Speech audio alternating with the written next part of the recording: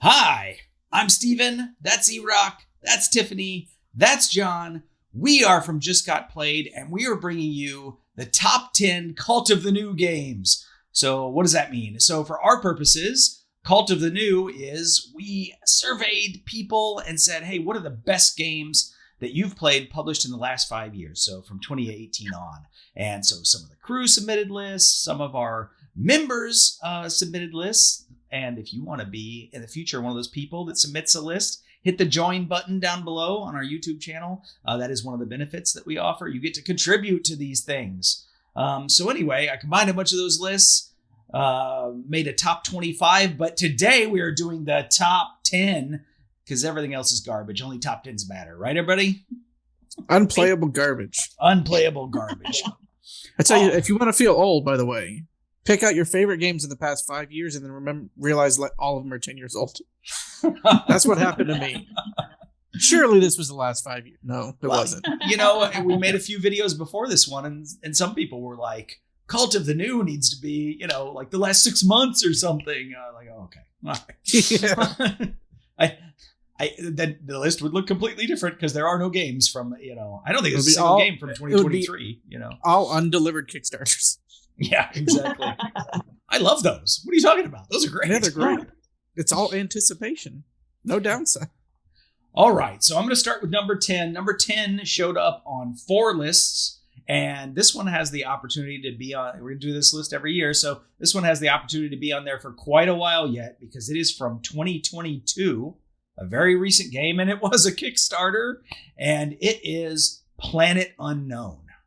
So Planet Unknown plays up to 6 players, I think it is, yeah. And you can play with asymmetric powers, or there's sort of like the recommended beginning one where everybody has the same thing, right? So they have the same planet board, they have the same corporation board, and there's this lazy Susan that is stacked full of polyominoes. And when it's your turn, you get to turn that lazy Susan so that 2 of the polyomino stacks are available to you. And then that also dictates what other 2 stacks are available to everybody else. And all of those polyominoes have 2 things on them. And so when somebody takes one of those tiles and puts it on their planet, they get to move up the 2 tracks for the 2 colors that are on that tile, right? So you can move up the Civ track, which is a little bit of a race because of these Civ cards that have specific things on them. And if you get there earlier, you get the choice of all the ones that are there. And then people come after, they're going to have less choices. There is a track that you move up that gives you mostly just points, the water track. And that one you also have to specifically be putting the tiles on water spaces on the planet. So there's an interesting extra complication there. The green tiles allow you to unlock these little 1 space green tiles, which help you fill in your map because you want to fill in rows and columns to score points at the end of the turn. That's one of the main ways to score points in the game. In fact, and then there's the rover track where you move these rovers around on the surface of your planet. They can collect life pods that are on the planet for points, but they also can remove meteors that come with some of the tiles. Meteors negate that scoring that I was talking about for scoring the rows and columns, so you need to remove those. And then lastly, there's a tech track, which allows you to unlock abilities. So for instance, you have to put on the generic starter boards, you have to put tiles that you've placed next to other tiles that you've placed. But I think the first tech you unlock is the ability to put tiles wherever you want. They don't have to be next to other tiles, right? And then there is another type of tech which allows you to copy a tech that it's placed next to and move up on that track. So it's really simple. Turn the thing, everybody grabs the thing, everybody takes a turn. Everybody's trying to fill up their planet to score points. They're trying to move up these tracks to score points. You have goals that you're competing with against the neighbor on your right and the neighbor on your left. And so it's really a very simple game because all the tracks are right there. You just explain what they do. And you just grab a tile and you go. And I have played this a lot of times with a lot of different people. And I've never had somebody say that this was a bad game or they didn't like it. Everybody was willing to play it again or interested in playing it again. So yeah, Planet Unknown. I'm not surprised that's at number 10. Any of y'all want to add anything about Planet Unknown? You get to drive little cars. One of the tracks that you did mention was a little rover movement track, and you can move up the red track, and then when you move up, you get to drive your rover around and pick up meteors or the other, I don't remember what the blue things are. Life pods. But, yeah, the life pods. it's a fun game. There's a lot of different little fun things you can do. Yeah, everybody has the possibility of putting out 2 rovers in the generic base game. Some of the asymmetric ones only have 1 rover or have 3 rovers, and their tracks get a little weird. And then there's the new expansion, which is currently being crowdfunded, which Supermoon. the Supermoon, which is a whole nother moon board. So I guess you have to allocate one of the rovers up there to clear it because That's kind of neat. yeah. So that's an interesting push and pull there as well. They made a deluxeified version of this game, but the retail version of this game is really good. That's what I have. I have the retail version, and I'm not sad at all about those other components. I'd love to see it because it's not going to be on this list because we didn't know about this game when it came out. But I just bought the retail for Thunder Road. The retail of some of these games are better than Kickstarters from 5 years ago. Like, they're really stepping up the retail game. And as long as they keep doing that and focus less on Kickstarter exclusives, I think it's going to be just amazing, the stuff that you can get at retail. This is a really good retail version, like you said. I love this game until I played it with this really terrible crew at Dice Tower Con, and it just ruined it for me. I'm never That's again. right. This was our charity game. Yeah. It was a good time. I need a shirt, Game Ruiner, Game ruin. We already have one that says you cheat. We just need one that says you ruin games. Yeah, well, I'll talk I can about make that. one for you. I'll talk about ruining a game later when we get to number 7. Remind me. No. Yeah. So anyway, but yeah, let's move on to number 9, right? So now we're down in the single digits. This is another game that showed up on 4 lists, but just showed up a little bit higher. Got a few more points than Planet Unknown. And this is from 2018, so this one's going to drop off the list. But this is possibly my favorite party game of all time.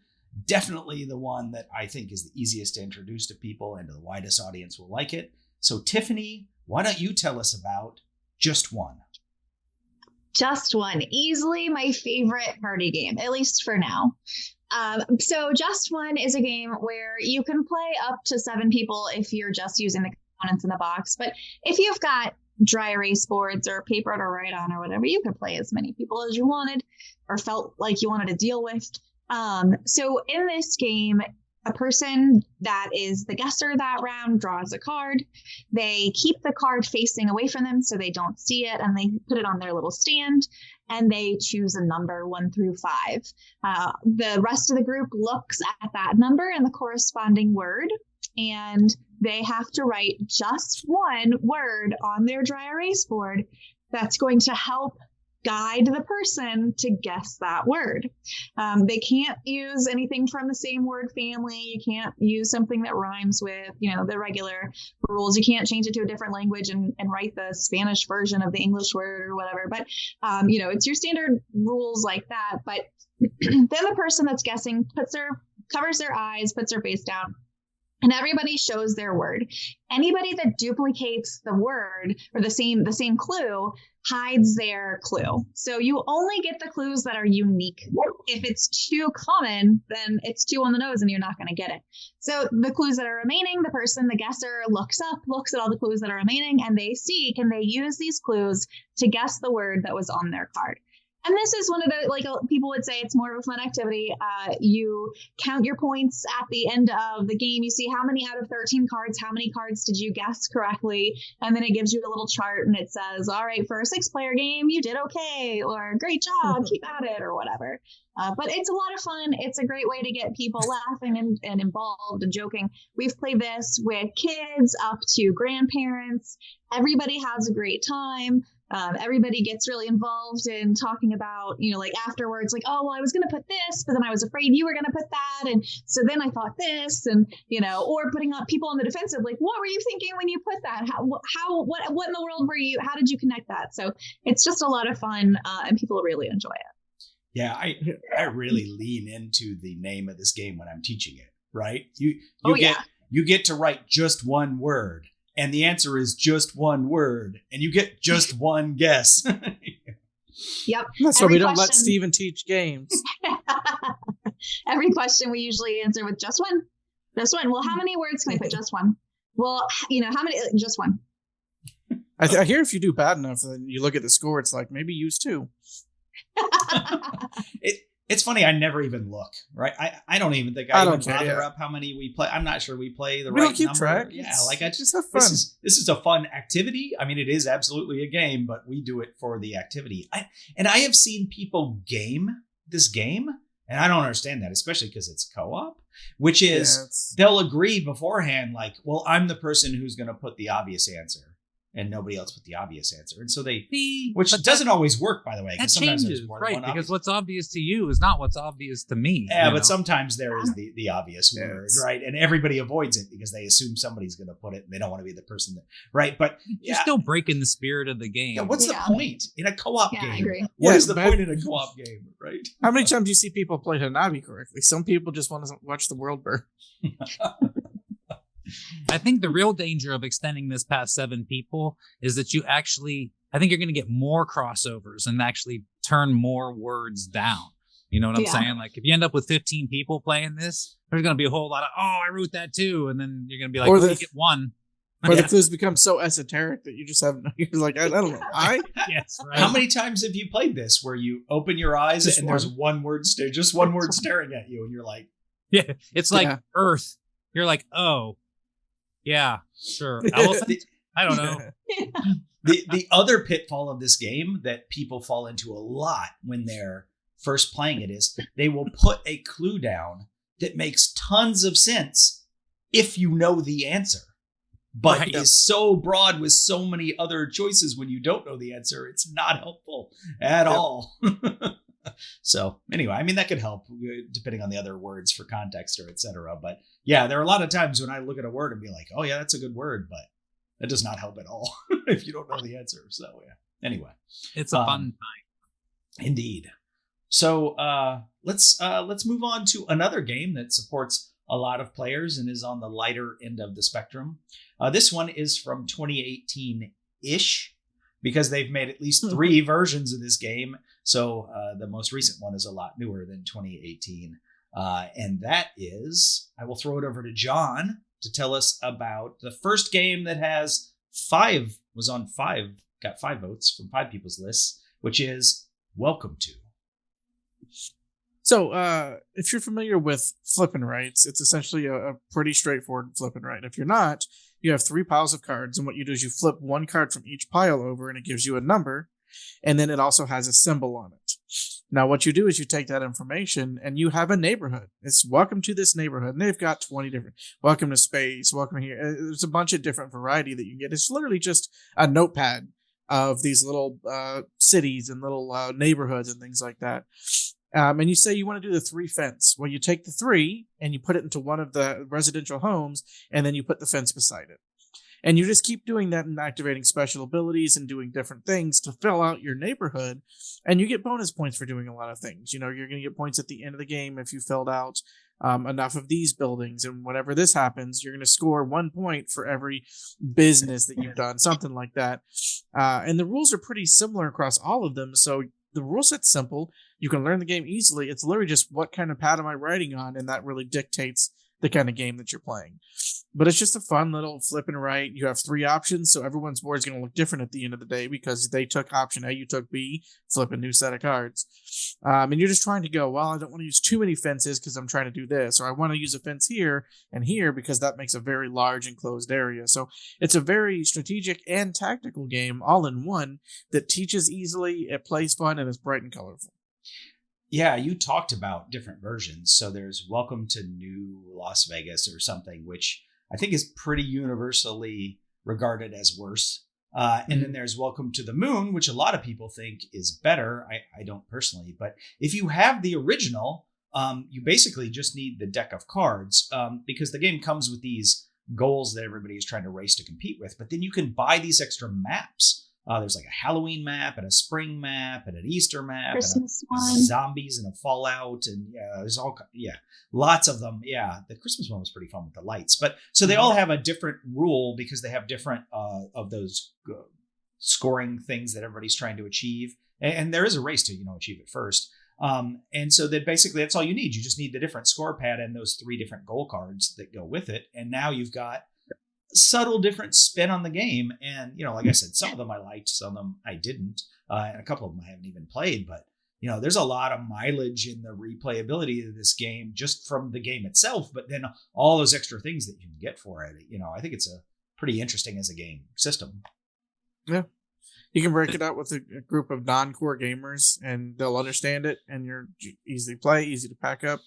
It's one of those nice entry-level games that even gamers can play because they go, oh, I can min-max my businesses and my fences and try to get as many points as possible. Yeah, and I did like an 8-player game of it over Zoom during COVID. So I just pointed a camera at my table at the cards, and I sent everybody a PDF of the of the board.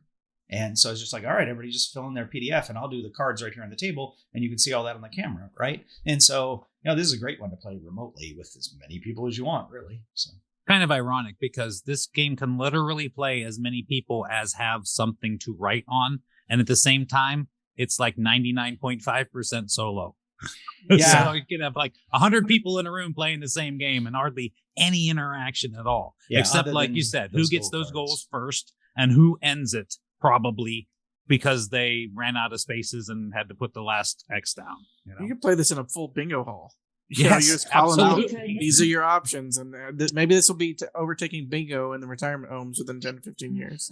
Plus, what's really cool though, like I don't know, Steve, did you record that session when you played it with the 8 people online? No. Because in theory you could, Yeah. and then like I could watch it and play my own game along with what you're flipping. Yeah. Oh, that's cool. I should make one of those for the channel. Or not it. Babe, do it. Do it.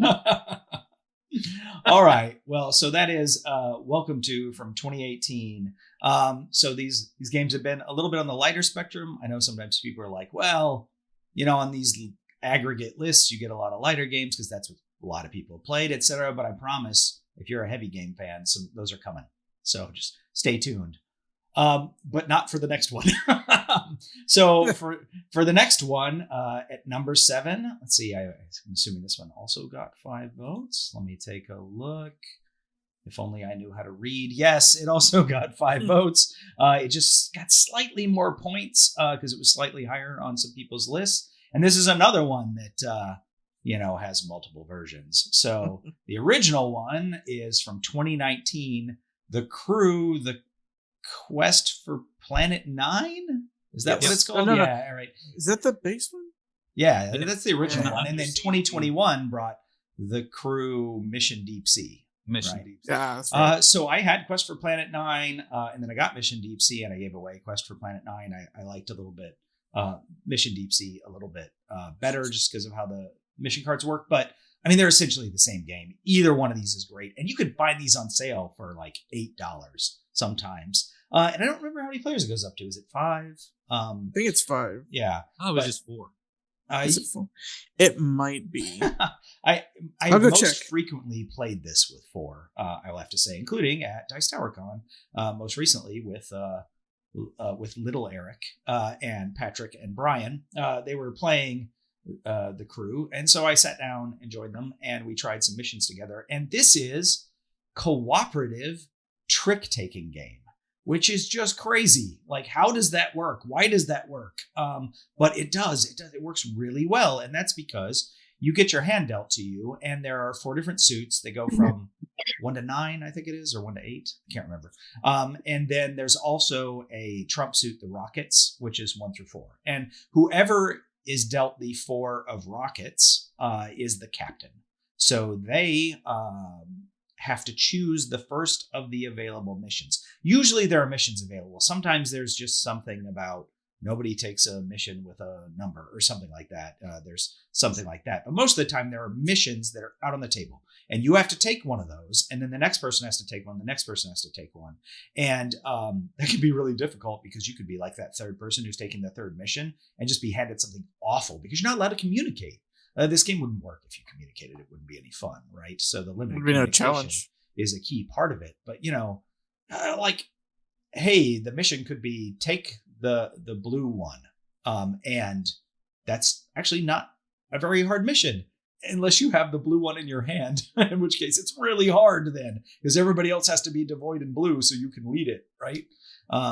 And you have to sort of figure that out. And you get one chance to communicate during the round to say something about your hand. Like I could put the blue one out and say, that's my only blue, or that's my highest blue, or something like that. If it was my only one or my lowest blue, obviously, if I'm just trying to tell people that I have the blue one. So that's what you could say. You say, this is my highest, this is my only, or this is my lowest. And, now a bunch of people have information because, these missions also have to be completed in order a lot of the time. So you got to make sure I don't take this before you take that, and it's interesting. You get this sort of meta on how you're trying to communicate things. Like I had a choice of 3 missions for me. And it was like, take the 1 red and take the 1 yellow and then take the blue 7. And I took the blue 7 mission and then I put out as a communication after everybody had taken missions, I put out the communication to say, my highest blue is a 5. So I took the, mission to win the blue 7, even though my highest blue is a 5. Why would I do that? It's because I had the other ones in my hand. So, I'm hoping other people pick up on that, right? Like, why wouldn't he take one of those easy 1 missions? Oh, that's why. Maybe he's devoid in that suit, or maybe he has those and it's really hard to take it if you have it, right? So there's that sort of meta communication where you're trying to lead people to the trough, but you don't know if they're going to drink. So they never do. They never do, right? I'm always trying to play these meta games, and this is where I talked about me ruining a game, because after we've finished a mission, if we fail, I like to break it down. Like, whoa, how could we have won this? Or what was somebody like when I did this? I was trying to communicate that. Did you pick up on that? Whatever. And the guys probably got sick of me doing that. They're really like, oh, let's box this up and find out other games. Steve's here. So, I don't know. I don't know if I ruined this game for people or not, but I feel like I should with you because I'm so bad at this game. I need to be spoon-fed strategy for this so that I can learn how it works. Because I don't like, oh, congratulations, that's your only 4 or your only red card, whatever. I don't know what else that means. I don't have any power of deduction. I'm sorry. So, well, to be clear, babe, it's not that you're terrible at this particular game. You just don't have 30 years of trick-taking experience behind you. I'm bad at all trick-taking. Trick-taking is a lifestyle. You either live it or you don't get involved with it. It's those are your options. I don't understand it at all. And some trick-taking has a meta, right? Like if you're playing bridge and you bid 2 spades, that doesn't mean you think you can take 2 spades over the regular number of tricks. No, it means you have so many points in your hand of, cards. And like, wow, okay. I don't know that language, right? So that's why I love spades, because you got the teammate, you got to work together with them, and there's a lot of subtle clues that you're doing, and it is his own game style. You're almost like a detective, like reading what people are playing. Why are they playing that? What, they played a red king. Do they have the ace in their hand? Are they hoping that their partner trumps it? Like, there's just so much going on in a trick-taking game, and you either speak that language or you don't. And that's why I don't buy trick-taking games anymore, because there's so many people that are just, hey, you want to play a trick-taking game? You might as well said, hey, you want to help me move? Because you get the same reaction for those 2 questions. So I love trick-taking. I would love to play more of it, but I've accepted my fate and I just move on. But if your group of friends or family does love playing spades, hearts, oh hell, things like that, bridge, whatever, try this. It's really awesome. My parents, who are older, they're in their late 70s, and they've been playing trick-taking games forever. They could not understand. They could not understand the concept of cooperative trick-taking. I don't know why. I just assumed this would be for people who would play trick-taking games. This would be like a gateway game into other types of games. But they just didn't get it, and I was just baffled. I didn't know what to do. It's not a hard game from a rules perspective, if you know how. It's one of those genres that you can't explain to people the nuances of it. They either care or they don't, and you just try once and go, all right, just play something else. Play something else. Yeah. All right, but anyway, that's the crew. You could tell we obviously like this game, and that's why it's high up on the list here at number 7. So, all right, let's move on to 3 of us like this game. 5 people clearly liked it because it ended up on their, top 50 or whatever, right? So, but anyway, at number 6, we'll let Tiffany talk about a game that she actually likes, that she really, really likes, in fact. And 3 of the 4 of us like this game. Yes, and yes, 3 out of the 4 of us like this game. I'll just Steven's the 10th dentist. I'll just sign off now. But there are 5 people who very highly rated Everdell from 2018, so it's going to fall off the list in the future. But so there's a new one coming out. Don't worry, Steve. Oh, great. That's Yeah, right. My Little Everdell is not making this list in the future. It's called Foreverdell, and you're going to have to play it. Foreverdell. The legacy version. Yeah. Yeah. I would play that. You get your own cards and you like put stickers on them to upgrade their abilities. Give me their phone number. I would listen to a 1-minute summary of you having played that. All right, Tiffany, why don't you tell us all about Everdell? Yes. So Everdell is a very, very cute, very well produced action selection or character worker placement game. You've got your little workers and you are placing them in action spaces, and then those spaces will give you resources, or they might let you perform an action or something. So you are choosing from the basic resource spots that are on the board, or your other people playing might have played cards in their tableau that open up action spaces that you can go to. You might have cards in your own tableau that you can use. But you're basically placing your little workers around the board and taking actions. You are gathering resources so that you can turn those resources in for cards, to buy more cards, or to achieve the quest objective type things. There are some of the expansions, they've got some very high value point items that you can turn resources in to buy these like monument type things. So that's one of the expansions. So it's not the best, most earth-shattering, groundbreaking worker placement, resource management game in the world, but it is a good one, and it's very cute. There are tons of expansions for this game. They all fit into a very large box if you've got everything. Well, it doesn't all fit into the box, but it's just a really good worker placement game where you are trying to combo cards to get the maximum efficiency out of your hand, and you're trying to score points. There are in-game scoring cards that you might add to your tableau and try to build from to get those in-game points, or maybe you're looking at more engine building, and so you're trying to get the cards that pay you resources every season, and so maybe those are the ones you're focusing on. There's lots of different ways to go about building, how you're going to play. I wouldn't say necessarily one thing that you have to do in the game, but it's just a lot of fun, and it's very, very pretty. It's super cute. It looks wonderful on the table. And I think Steven is just a grouch that he doesn't like it. I absolutely agree that this is a beautiful game, right? The art on the cards and just the presentation and everything is great. Even the little components are nice. And I really do like the combos in this game. I think they're well thought out and they work together well. And that is all I will say about Everdell. I'm going to print out a stack of the Fool card, and I'm going to hide them around Steven's house so he's finding them 3 years from now. The Fool card is only one of 2 things that make me not want to play the game, but that's all right. I'm not going to crap on a game that ended up at number 6 in the top 10. I know a lot of people like this game. I just have not had the best experiences playing it, which can happen with any game, to be honest. For sure. Because it depends on who you play it with. You sit down with 3 AP players, they can ruin anything for you. Yeah. They can make Carcassonne bad. Can you imagine? Could they make just one bad? Yeah, I guess they could. Yes. I know people just write one word. Come on. That's our youngest player. Yeah. All right. Well, so I said that this list was going to get a little bit heavier. I guess Everdell was probably a little bit heavier than those other games that we mentioned. But now we're breaking into the top 5, and we haven't heard from Erock yet because I am saving probably the 2 heaviest games for him to talk about.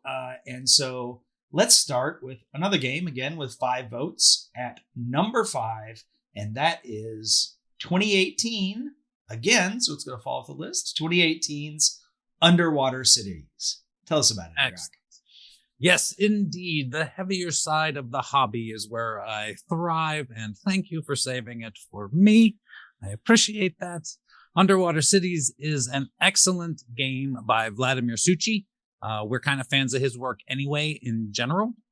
And this is probably our favorite, easily, as far as it goes. This is a game in which you're matching card play to board play. So, like, there are, let's say, 12 spaces on the board. 4 of them are yellow, 4 of them are red, and 4 of them are green. And there are also 3 different colors of cards that you could have in your hand. At any point in time, you only really have 3 cards in your hand. When it's your turn, you choose one of them, you play it.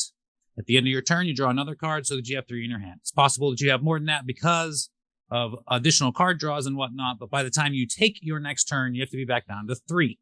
And the trick here is you want to try to match that card that you play with the space, the color of the space on the board where you're going to put your worker. And if you do this, you get both the action of the card and the action of the space, which makes some really cool, like, synergies and, synchronicities going on with some of the play that you do.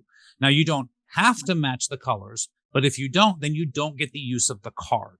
So basically, like, and, everybody's going to do it once or twice a game. Just because you get into that point where you're like, I really, really have to take that action. I don't have a matching card.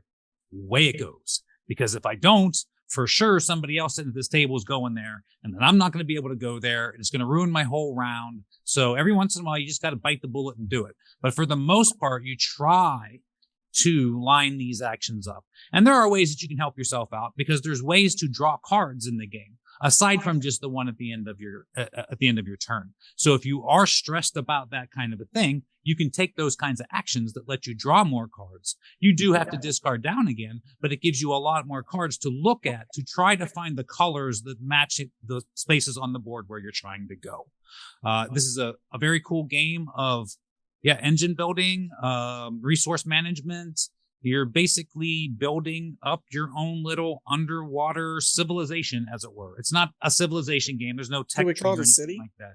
But yeah, it's like connected cities. Like, it's like a whole like chain of civilization going on at the bottom of the sea. They should have called it Sea Lab 2021. That's what they should have done.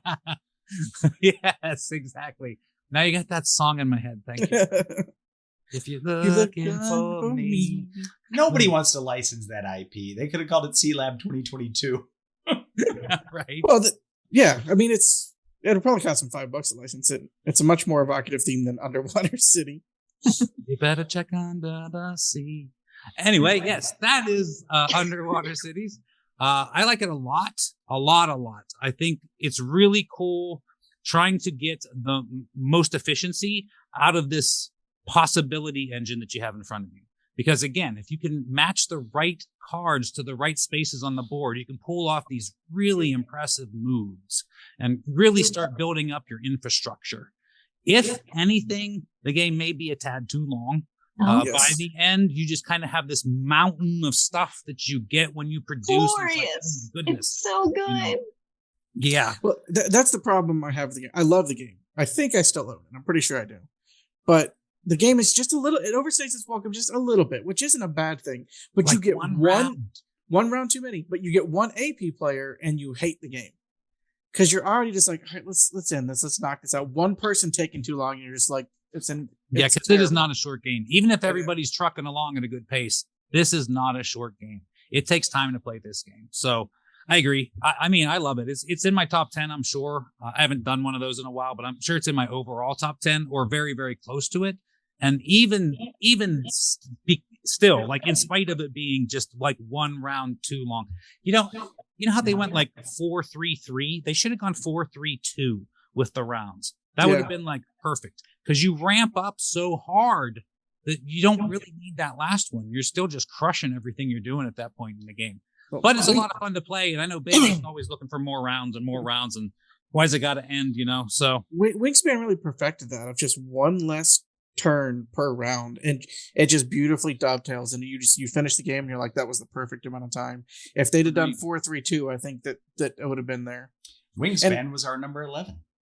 Yeah, Good game. Indeed, for those that did not watch. Honorable mention. The games that aren't worth playing. It's also, unfortunately, it's got one of those expansions that's great, but adds more stuff to it. And I'm like, no, take stuff away. Give me a free bubble. I don't shorten it a little. Yeah.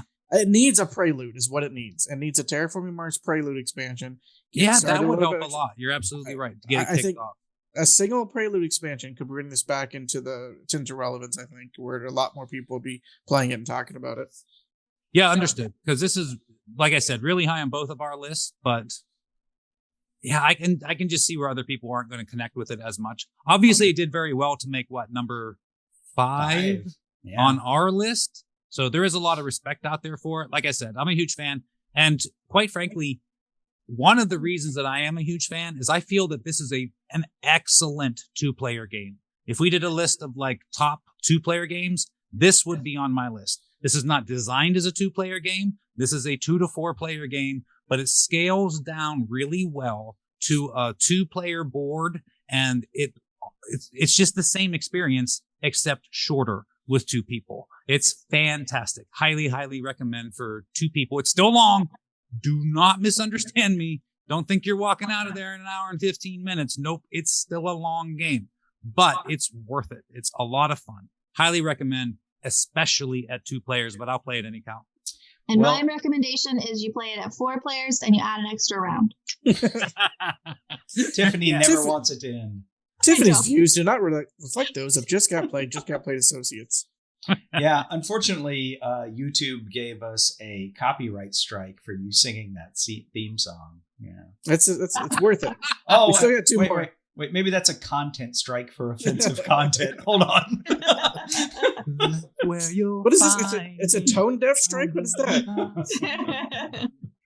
Yes. All right, moving on from Underwater Cities to a game that, well, you know what? I haven't played Underwater Cities. I haven't played this next game either, but I think this one's not quite as heavy, but heavier than some of those other ones. This is another newer game than it's from 2021, and was hard to get for a while. And I will pass it over to John to tell us a little bit about a game that got 5 votes as well, and that is Ark Nova. This is a really quick social deduction, Ark Nova is what Underwater Cities fits in this category too, of what I call terraforming Mars killers, where they kind of occupy a similar design space. It's a new take on it. They do slightly different things, and the way it plays is, and this is my favorite mechanic. I wish they'd use this in so many more games. You have 5 abilities. The ability on your left is going to be the most powerful ability. And when you use that ability, it slides down to the end of the line and the rest of the row shifts down. So the abilities you're using, you want to use them where they're close to or at their strongest and kind of plan ahead so that you go, I'm going to use this at a 4. I'm going to use this at a 4. Then I'm going to use this at a 5. And by that time, the one that was done here at a 1, it's going to be over at the 5 slot. And then I'm going to use that one. So just manipulating that ability system that gets stronger the more you let that card slide to the left. It's just such a brilliant, clean mechanic that adds so much flavor to a game. And what you're doing with that is you're getting cards that are going to be animals, and you're playing them into your zoo. And it might be a predator, and then you're going to get 4 other predators. And when you do that, you can claim this objective that I have 4 large animals, or I have 4 of this. And over the course of the game, you're going to be putting tiles onto a board and building your actual zoo. It's the whole point is you're building a zoo. No Mark Wahlberg, but you're building a zoo, and you make all these enclosures, and you put the animals in them, and they score you points, and then you use those animals to claim goals, and you make deals with other countries to get to the animals that you need, and it's just this really robust game with several different mechanics. Got a little bit of something for everybody. It's a really fun game. It too can feel a little bit long, and I think that's the only downside to it. Other than that, it's got just a refreshing combination of different mechanics. It is a heavier game. It's a game you're going to be playing for a while, and it's going to make your brain hurt by the end of it. But if you like that kind of game, the theme fits with it, the mechanics fit with it, and it's a must play. Was that Mark Wahlberg? I thought it was Matt Damon who bought a zoo. Did he buy? Somebody bought a zoo. Matt Damon. Now we're going to get copyright claimed by Matt Damon. I went Mark Wahlberg because he's less litigious. Well, so that action, in selecting the actions where they get more powerful if you let them sit, The only time I had ever seen that was a few years before Ark Nova was in Civilization: A New Dawn, I think it was. But Great game as well. And maybe there are more games doing that now, but I can't think of one off the top of my head. Those I are the don't only two remember I know. exactly why, but I feel like it was pretty clear either in something that they wrote or something that they basically took that from Civilization: A New Dawn. Mhm. And that was not something that I wanted to play. And then now I want to play Civilization: New Dawn. I'm like, well, that's cool. It's got that really cool mechanism in there. I want to play that. It's a shortish. It's still long, but like not long for Civilization games, and it uses that mechanic. Like I think you would enjoy it. It would probably surprise you how good it is. I had Civilization: A New Dawn, and I traded it away. I liked it, but I thought, well, I'm not going to get this to the table, and only supports 4 players or whatever. And then they came out with an expansion, and I wanted to play the expansion, but I traded away the base game, and so that's just one of few games that I've gotten rid of that I sort of kind of regret. Maybe I'll play it at a con or something. And I still have yet to get Ark Nova to the table. It's hard for me to play games that are 3+ hours. So that is really the only thing that's kept me from doing it. Well, that and it only plays 4 players. Yeah, so this is the kind of game where I have to make like a date. My wife and I and some other gaming couple, let's get together and play this for several hours while I have a babysitter for my kids. You know, it's a difficult proposition, and there are a lot of games that fall into that category. So we'll do that, and I'll just end up playing some other game. So it's unfortunate I haven't gotten Ark Nova yet, but 5 of you that category my wheelhouse. Yeah. Well, 5 of you obviously have played it and like it very highly, but not as much as the next game on the list because, again, it was on 5 lists, including 2 number 1s, but it still only landed at number 3, which is interesting. And I'm going to throw it back to Erock. Again, a game from 2018 that will fall off the list for when we do this next year. But this is a reimagining of an older game, and this is Brass Birmingham. The only thing wrong with this being at number 3 is that it should be at number 1. This is a great, great game. This is currently, and who knows how long, I guess we'll see, but it is currently the number 1 overall rated game on Board Game Geek. It was kind of a slow burn to get there. It was just within the past 6 months or so that it actually overtook Gloomhaven. So that kind of shows you that it came out 2018. It took 5 years for it to get all the way up to number 1. And I think part of that is because this is another pretty heavy game. This is pretty heavy.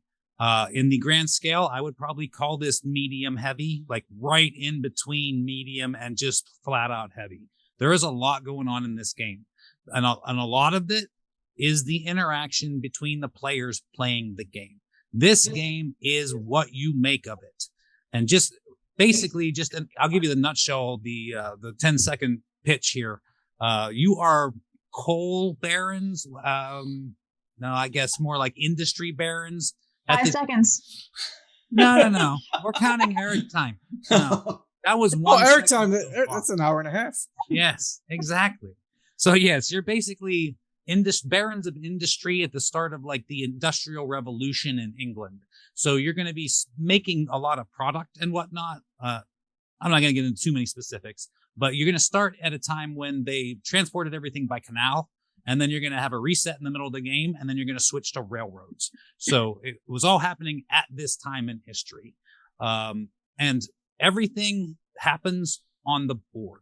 Everything that you do is a card that you play. Your actions that you can do, there's like 6 or 7 different actions, but every one of them, you have to play a card out of your hand. But only one of those actions does it actually matter what that card you play is, which somehow seems like, well, that should make it so much easier. But it actually makes it so much harder because it's so hard deciding what can I let go that I'm not going to want to use for a very specific thing next turn or the turn after or something like that. And then on top of it, like I was saying, everything happens on the board. The only thing you ever take into your personal supply is money. That's it. There's coal in the game. There's steel in the game. There's a lot of different products, but they never leave the board. If you want to buy coal, you buy it off the board. If you sell coal, it goes back to the board. It's like that. So it's great for economy. You can buy it and then sell it later at a better price. And there's so much interaction. There's so much interaction in the game, and and a lot of the time, you see, in a normal competitive game, you think, I don't want anybody touching my stuff. Like, I built my stuff. Don't touch my stuff. You do your own thing. Leave me alone. But a lot of the time in this game, you actually want the other people to use your stuff because it completes the building, and you also could theoretically get profit off of that. So it's fantastic when other people use your things, but that's a tight, like you're walking a tightrope at that point, because also you want to use your stuff. So it's always that thing like, oh, thanks for scoring my building. Thanks. Now I have to build another beer. Where am I going to get that beer? You know. So you said that you would put it right in the line of medium to heavy. I would push it too heavy because of what you just said. And it's the fact that you can build something that you need and it gets taken from you and you feel like you're in turn of the century Industrial Revolution England and you're on the side of the road somewhere because you can make a move in this game that will cost you this game so hard and there's no coming back from it. You just messed up. So it's medium heavy, like you said, but just that razor thin, you can really hurt yourself badly if you don't know what you're doing. I think pushes it into that heavy category. And it's why I'll never play it again, because I needed beer and I built 2 beer and it came around to my turn and someone had taken 2 different people took 1 beer and scored the building and I lost and I'm clearly over it. I feel so much better now. Clearly, yes. Clearly, I don't remember that or hold a grudge at all. The way that you resolve that is just at the beginning of the game, you say, practice game. And then it's not a big deal. That's what we do. Practice game. That doesn't hurt so much, you know. That was just practice. It was just a practice. Wasn't for real. Exactly. Yeah. Or you could just do that more often. Or you could just not mind losing. Oh my goodness. No. So here's the thing. If I'm playing a heavy game, I'm invested. It's really hard to play a 4-hour game and not be invested in winning. Doesn't mean you flip the table when you lose, but when you have somebody snipe a beer out from under you at hour 3.5, it stings a little bit, and you're just like, it does sting. But if you talk to any heavy gamer, those people that just like, they play every heavy game, they love heavy games, every one of them will have brass on the list because it is such a well-designed game. Great interaction, great mechanics, great strategy to it. It's one you need to play a few times to pick up on it and not shoot yourself in the foot. But once you get it down, you always want to play another round of it. It's just such a good game. I have just one regret, and that is that I was not there to steal a beer from John.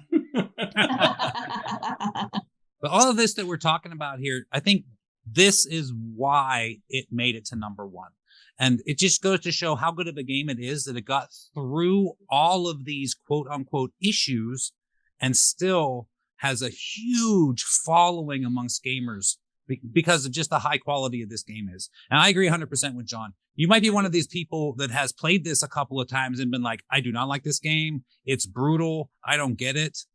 Just try again. That's all I can tell you. Because that's how this game made it to number 1, is because people kept making their friends play it until they got it.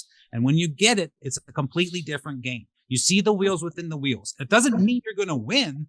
You just see the wheels within the wheels. And so like you can sit there and go, all right, so I'm going to build this beer. And part of the excellent construction of this game is the turn order is determined by who spent the least amount of money. So that's just another wheel within a wheel because I really want to go first. But if I build the building I want to build, I'm not going to go first. So if I don't go first, somebody's going to steal that thing from me.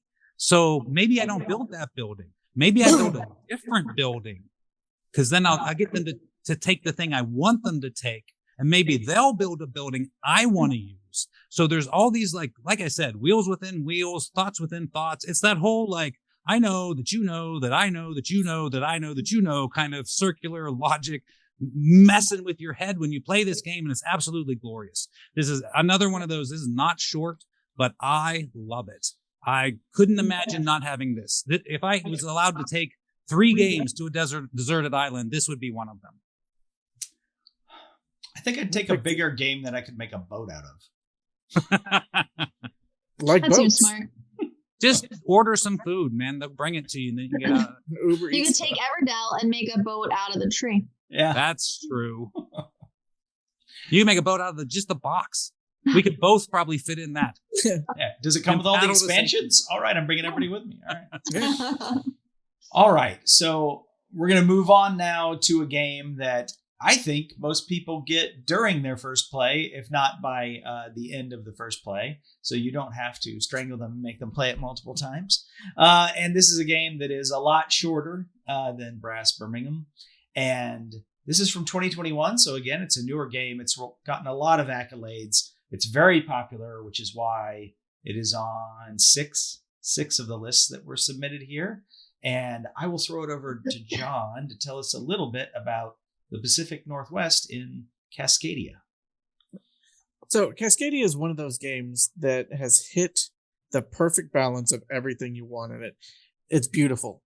It teaches easily, but it takes a while to master. All the tiles are different. All the scoring's different. You can teach it to new players. Players that have played 100 games can play this and still find a lot of decision space in it. It just checks every box you want into a game. When you finish it, you're almost just like, let's play that again. It's just such a fun game. And it's really simple. You have a row of animals, and above them you have a row of tiles. All you're doing is picking one companion to that and taking the tile and the animal associated. You're putting the tile on your board. You're putting the animal on the board into a place that it can fit. And that's it. That's your entire turn. That's the entire game. However, there's 5 different animals, and the bears will score a certain way. They want to be in a clump. And the fish will score in a certain way. They want to be in a direct line touching each other. And the eagles will score in a certain way. They don't want to be touching any other eagles. So it's this just beautiful, simple puzzle of just like, here's what I have available. Do I want to try to take this to complete my bear clump? Do I try to take this eagle to try to get this over here? And you're just planning out these different zones. And then you get bonus points based on your largest biome of, say, desert. You know, the biggest biome of desert is going to get bonus points on it. So the map matters. What kind of animals can go in that spot matters. The strategy you're using matters. And it's another thing that hit perfectly is it's got all kinds of variety. There's several different versions of every animal, so it's going to play different every time you play it. It has an expansion coming out where you're going to get not only more scoring animals, but you're going to get monuments to put on the board. Once you built 5 deserts in a row, you get a monument to put on the board, and that's going to offer you a different way to score. And I have never heard anybody that has a single downside about this game. Everybody I've ever played with it loved it. Everybody that has ever played the game comes away talking about, let's play that again, or they tell someone else about it. It's just one of those games that to me is pretty much flawless in every aspect of it. I will play it anytime, any amount of players, for any reason. It's just such a beautiful, elegant, well-designed game that I can't get enough of it. I'm just worried they're going to screw up the sauce, you know. It's just you can always not the way it is. Like, why even? I mean, because of money. Because of money is why. The beautiful thing is you could leave the monuments out, and then you just have extra scoring cards. And it's a 5 and 6 player expansion, so now you can play 5 or 6 players. So you don't have to add anything that changes the game, and now suddenly you've got 2 more players and more variety. So even if you cut out the monuments, this is still an expansion worth getting that's going to add more variety to a game that I'll probably play for the next 20 years. Yeah, I didn't own the game, even though I really like it because it only goes up to 4 players. Then they announced that this expansion is coming that's going to take it to 6, and I traded for a copy, right? Because I like the game. I just needed it to support more players. And I will also say that this is my go-to game for if I know some people who are newer to the hobby and are just sort of playing games and figuring things out, and they don't have this in their collection, this is the gift that I am giving. This is number 1 on the list, Christmas or whatever, you know, a housewarming party or whatever. I'm going to bring this game because I can teach it to you. You can play it. There's a lot of depth, a lot of replayability, and it's going to be right in there with people who are just learning games, you know, coming back into board games maybe after a while away. So there's a lot of good things. Yeah, for sure. Cascadia. It's just super fun. It's not better than Brass Birmingham, but it's super good game. It is. It's much easier to teach because I taught Cascadia and I can't teach anything. So yeah, and it's situational. You know, you don't always have 4 hours, right? So Cascadia fits in a short time frame. You can play Brass and have your beer stolen. I'll play Cascadia and have my bear not stolen. and we'll see who wins. I got bears. You got no beer. I'm gonna keep the bears away from you. I'm gonna hoard all the bears. You just watch. Hashtag Baldur's Gate 3. No. All right. Okay. So, well, that was number 2, right? So has everybody figured out number 1 yet? Number 1 is a game from 2018 that 7 people put on their list. Because this is a lighter game. It plays quickly. It plays a lot of players. And so I think a lot of people have played this. So probably more people have been exposed to it. But then it's also good. So a lot of people put it high on their list too. And I am going to throw this over to Tiffany to talk about because I know she loves this game. 2018's Space Base. Space Base! So Space Base, obviously the reason why it's so amazing, simultaneous actions. It's the thing that makes games amazing is when there's very little downtime and everybody gets to play all the time. So Space Base is a fun dice rolling game where you get a track. You are tracking your coins that you're spending each round. You're tracking your income, which is the coins that you generate just automatically each round, and then you're tracking your points. You roll the dice and you 2d6s, and you have a choice. You can either you can activate the action in each of those spots of the 2d6s that you rolled. Say you rolled a 1 and a 3. So you can activate the 1 spot and whatever corresponding cards you have there, and the 3 spot and whatever cards you have there. Or you can sum those dice for 4 and activate your 4 spot. And so you make that decision. You adjust your money or your income or your points or whatever based on the spots that you activated. But while you're doing that, everybody else around the table is making that decision for themselves as well. So they are looking at different cards than you are. As the person that rolled the dice, you are looking at the blue section of your cards, and they are looking at the red section of their cards. But everybody's still deciding, am I going to use these 2 dice separately, or am I going to add them together and activate 1 sector? And get points or coins or whatever that is that gives me. And so everybody is always doing something. You take your turn, you roll your dice. After you get whatever you're going to get, you choose to buy a card or not. If you don't want to, maybe you're saving because you're going to be like Eric and you're going to buy a big points card next turn.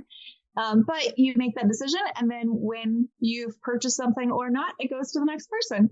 And once the first person hits 40 points, that triggers the end of the game. You finish the round, and then whoever has the most points at the end of the game wins. What's the name of the game that came up with this system? Sorry? The original game that came up with this system. Catan?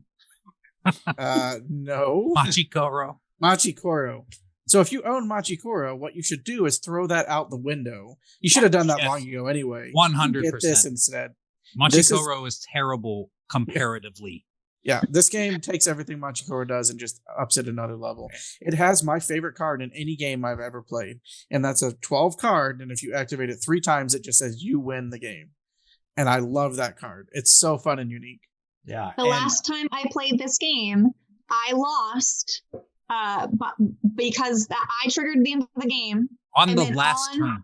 On the last person's turn of that final round, somebody triggered the you win card and won the game. And Babe had the points. Nobody was touching her on points. Nobody was going to touch me on points. Last roll of the game, she got the you win the game. Nice. Yep. Nice. It was beautiful. Well, if you're like me, you're also going to want the command station, which takes this game up to 7 players. And comes with like a sort of quick start to get the game moving, sort of like a prelude, if you will, for Space Base. So those 2 things combined, I think, are great. It also came with like a bunch of sleeves for the cards. I don't know. I gave those away.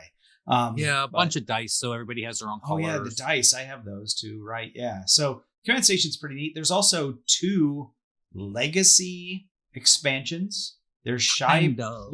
Well, Shy Pluto is a legacy. It's a campaign, anyway. I mean, kind of. Really, it's just a whole bunch of new cards for your game, and they slowly walk you through introducing them to you, really. And then there's another one like Terra Proxima or something. I can't remember what it's called. We haven't actually opened that one yet. Yeah, I have. It's right behind you, babe. Take a look. It's Terra Proxima Centauri, something like that. Oh no! The only thing I see is just space. Yeah, the expansion must be up somewhere else. Yeah, it's not in her proximity. I have Shy Pluto. I'm thinking about just putting the stuff from it in there without doing the gradual unlock because I'm not going to get a campaign. Anybody got time for that? Yeah, I don't have a time for a campaign. We got like halfway through it and then fell off it. And then it was like, I don't remember where we're at. So we reset it. And it's kind of on our list to just, let's start Shy Pluto again. We're going to knock that one out. We'll get those cards in the game. And in the quick start in the command station, it says use these things from Shy Pluto as well. And so I don't have those because I still have Shy Pluto in the box. So anyway, I don't know. I'll get to it though. Particularly if I haven't introduced this to my kids yet. If my kids like it, then maybe I can actually get through the campaign. Who knows? But yeah. How old are your kids? They're almost 10. Okay. Yeah, so you got like 3 more years before it becomes real difficult. So you never know. You never know, and there is always bribery. So that's true. I'm not above bribing my kids to hang out with their old man. So we'll see if they take to board gaming or not. Whatever, that's fine. Right now they do, and in fact, just the other day we played Jaws, which I got from you, and they really liked that. So indeed, yes, so that was good. Kind of an introduction to a hidden role game. Yeah, exactly. You can lead a horse to water, but you can't make them take tricks. Exactly. They like it or they don't. Yeah, they didn't quite get the crew, but I'll try that again some other time. They will play Skull King though, so trick taking is definitely Skull King is a great game. I do want to give. So that was our top 10, right? Space Base was Babe number is 1. super happy because that's her co-favorite game anyway, ending on number 1. I think it was the last time we did one of these that my favorite game ended up being the number 1 of that. Maybe it was, what was it, theme, and it ended up being Gloomhaven. Yeah. Well, that was the best game of all time tournament. The greatest. Oh yes, you and I partnered to get Gloomhaven up there to number 1. We are going to have another tournament in a few weeks, which is the most thematic board game of all time. So that'll be interesting. But I did want to give a shout out to 2 other games because most of the games. So people, submitted these ranked lists, right? So they had their number 1 games, and most people's number 1s made it into the top 25 somewhere, which makes sense. But there were 2 games. 2 number 1s that did not make the top 25. And the first one is probably because it was just too new, and that is Frosthaven. Oh, yeah, it was just too new because people weren't getting that until like March. I mean, we haven't even opened ours yet. Yeah. When we made our list, Erock had not gotten it yet to his house, so like he could not have put that on the list. Couldn't have even. Yeah. So, and the other one is Midara. Midara Unintentional Malum Act 1 or something like that. And so I have heard about Midara, and it seems interesting, but I think it's just too obscure to make the list. Nobody here's I don't even know that one. Yeah, you haven't even heard of it. All right, yeah, see? So yeah, again, obscure. But I wanted to give it a shout out anyway. Intriguing, because though. It was somebody's number 1, so it might be worth looking into. I mean, I have an opinion on everything, like whether it should or shouldn't be anywhere near where it's at. I don't have an opinion. I don't know that one. Now I'm intrigued. I've got Tiffany's list here, right? You want to give me some opinions on? No. most of your list was on here. You had one game high up there. Your number 4 game did not make the list, I think. Yeah, but this whole top 10 that we did just now was a who's who on Babe's favorite games. Yeah. Yeah. Well, I think the 2 of you are the voice of the people, Babe. Yeah, maybe the 2 of you together are the voice of the people. I don't know. But yeah. I am the voice of the people minus Everdell. No, I mean all right. Don't try My Little Everdell. It's heartbreaking. Still better than Everdell. Yeah, unless you're 8. Unless you're 8. If you're 8 and watching this, that was too hard. Then play My Little Everdell. Well, I had to laugh a little bit when you were talking about Space Base. We were like, there's no downtime, simultaneous actions. I'm like, oh, Tiffany loves that in games like Everdell. Yeah. Okay. I don't mind wasting some hours waiting on people. Yeah. I do. All right. Well, that was it. That was the top 10 Cult of the New games, which was 2018 to 2023 games were eligible. Next year, we'll do it again. A bunch of these are going to fall off because 2019 games are going to be the cutoff. And then people will have played games like Frosthaven, so they might make an appearance. We'll just have to see. But again, twice a year, we actually do these lists where we collect things. We do the best games of all time in December. And here in the summertime, we do the Cult of the New. If you want to be a person that submits a list to influence where these things are, again, hit that join button down below. But hey, if you don't want to do that, you just want to come chat about games, look in the description of the video below. We have a Discord channel. We're all in there. We'd love to talk to you about games or, whatever it is you want to chat about. And, if you have any other comments, you can just put them in the YouTube. If you don't do the Discord thing, you just put the comments down. And YouTube, I read all those. We respond to all those. And it actually helps us out if you like, share, subscribe, comment, and all those other things. So we appreciate it. But until the next time, I'm Steven. That's John. That's Tiffany. That's Erock. We are Just Got Played. And thanks for joining us. See you next time. Bye. Space number 1. For me, you better check